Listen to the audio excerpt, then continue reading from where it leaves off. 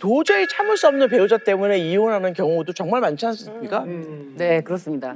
진짜 두 분의 지금 말씀을 들었지만 두 분의 사연은 너무 제가 봤을 때 사랑스러운 남편들이다. 그런데 제가 소개해드릴 어떤 최악의 남편들은 정말 개선의 여지가 없는 예, 그런 사연들이 있습니다. 제가 알려주면 예, 차근차근 소개를 해드릴게요.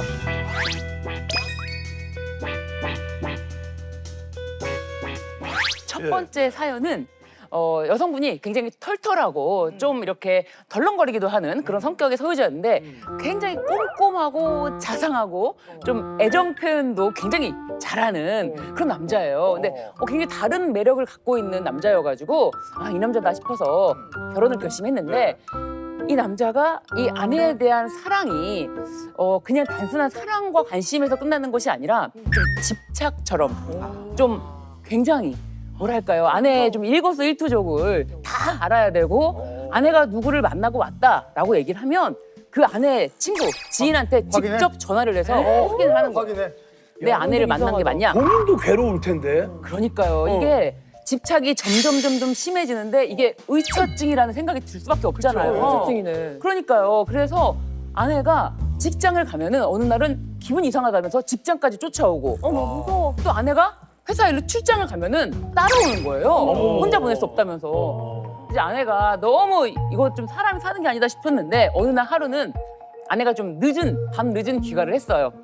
근데 남편이 지금 몇 시인데 집에 들어왔냐고, 늦은 시간에 무슨 짓을 하고 집에 들어온 거야? 하고 버럭 화를 내면서 검사를 좀 해야겠어 그러는 거예요. 검사 무슨 검사를? 무슨 검사를 했어요? 네, 남편이? 뭐 한번 보자, 확인해 보자 이러면서. 확인해보죠? 네. 뭐 휴대폰? 휴대폰? 너 휴대폰 줘봐. 휴대폰. 휴대폰 좀 봐줘. 아니면 냄새 맡나? 남자 냄새 나? 아, 그럴 수도 있죠. 혹시 속옷 검사?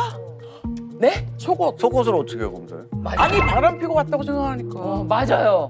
아니 저희는 들었어요 옛날에. 네. 아니 우리 저희 엄마나 그 이모들한테 얘기 들었는데 네. 하도 바람 펴가지고 남편 거기다가 무슨 그림을 그려놨다 그러던데 속옷에다가. 정말로 실제로 그 아내의 속옷에 확인을 해보겠다. 뭐 성관계를 했는지 안 했는지. 어떻게 알지? 그러니까요. 그러면서 알고 봤더니 속옷을 계속 그동안 확인하면서 검사를 했던 거예요.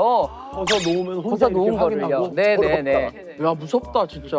그러니까요. 그렇게 이제 아내에 대해서 진짜 말도 안 되는 확인을 하고 집착을 했는데 예, 그래서 아내가 정말 너무 숨이 막힌다라고 생각을 해서 어느 날 바람을 쐬러 외출을 했는데 친구를 만났는데 그 장소에 남편이 떡 나타난 거예요. 왜 그래? 사고 무슨 나겠다. 믿음이 없어서 저렇게 그러겠어. 사고 나겠어.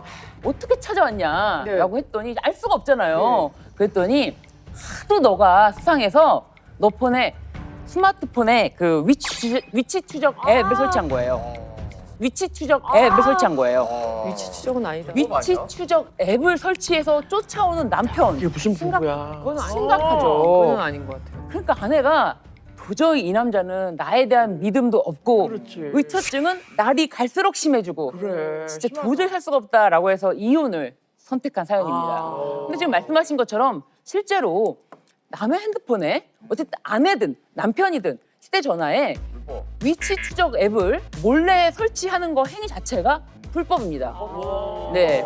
그래서 실제로 요즘에 예, 상간 소송의 증거를 잡겠다면서 이렇게 위치 추적 앱을 설치한다던가 아니면 자동차에 위치 추적기를 부착한다던가 이런 행위를 하는데요. 이거는 위치정보보호법 그리고 개인정보보호법 그리고 정보통신망법에 위반되는 행위고 최대 징역 5년에 벌금 5천만 원까지 처해질 수 있는 이거 범죄라는 사실. 아무리 부부래도 그건 안 되는구나. 인식하셔야 되겠습니다.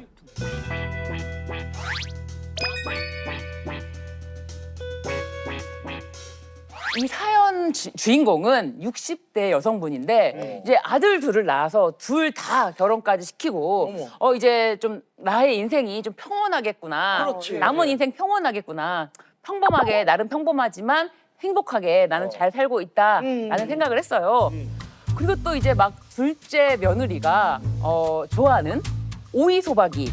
오이철이니까 오이소박이를 많이 담가서 둘째 며느리가 좋아하는 오이소박이 이제 갖다 줘야겠다. 그러니까 이제 남편도 그러자고 그래가지고 이제 둘째 며느리한테 전화를 해가지고 집에 갔어요. 근데 집 근처 다 와서 올라가려고 보니까 둘째 며느리가 집 근처 마트에 나와 있다는 거예요. 그러면서 어머니 아버님 먼저 올라가 계시라고.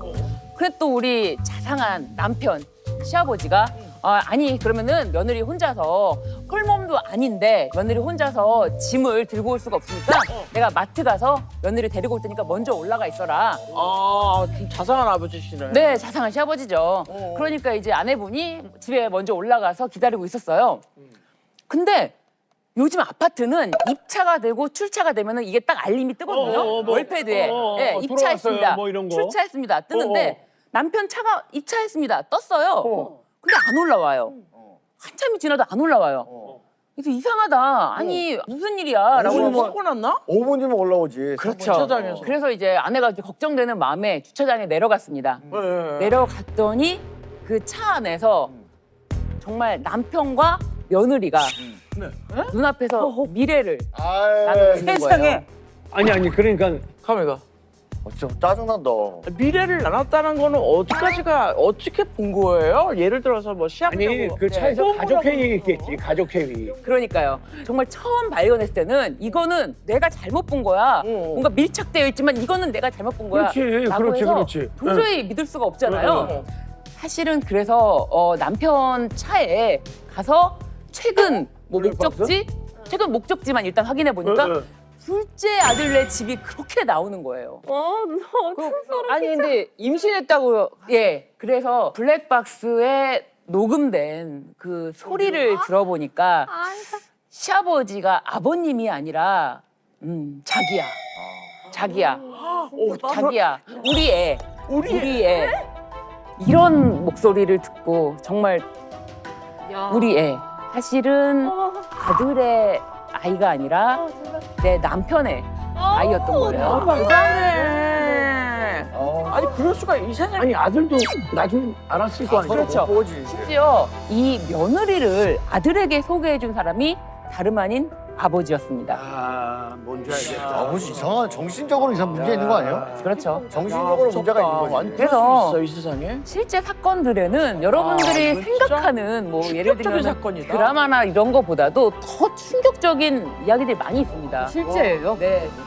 와 들어본 중에 최악이다. 정말요. 뒤를 씻고 싶다 진짜. 아. 아니 그나저나 그 세상에 존재하는 이제 다양한 이제 최악의 이제 남편 얘기를 나눠봤는데 최영환 씨는 뭐 지금 완전 굳었어. 저는 지금 너무 네. 현기증이 나요. 진짜로 두통약을 먹어야 할 만큼 머리가 띵한데 제가 뭐 이제 사랑과 전쟁이라는 드라마에서 워낙에 뭐 불륜이나 도박이나 뭐 그런 뭐 다 그런 해봤죠. 고부 갈등에 대해서 너무나 많은 연기를 방송에서 했잖아요. 그래서 웬만한 사연에는 그냥 끄떡도 뭐 안 해. 눈도 깜빡 안 하는데 오늘 오랜만에 진짜 15년 만에 이런 사연 얘기를 들으니까 너무 충격적이고요. 무엇보다도 정말 뭐니 해도 친구들끼리 만나서 남편 이렇게 흉을 보고 이야기를 해도 그래 그랬어 저랬어 해도 그래도 내 남편이 제일 낫다 속으로는 제가 그래요. 맞아. 그렇게 그렇지, 하는데 그렇지. 정말 대국민 앞에서 제가 양심의 손을 얹고 얘기할 수 있을 것 같아요. 자기야 나 있잖아 다시 생각해도 늘 얘기하지만 세상에 당신만한 사람은 없는 건 정말 사실이야. 그리고 당신이 최고 멋진 것도 사실인데 난 다시 태어나면 결혼은 안 할 거야. 미안.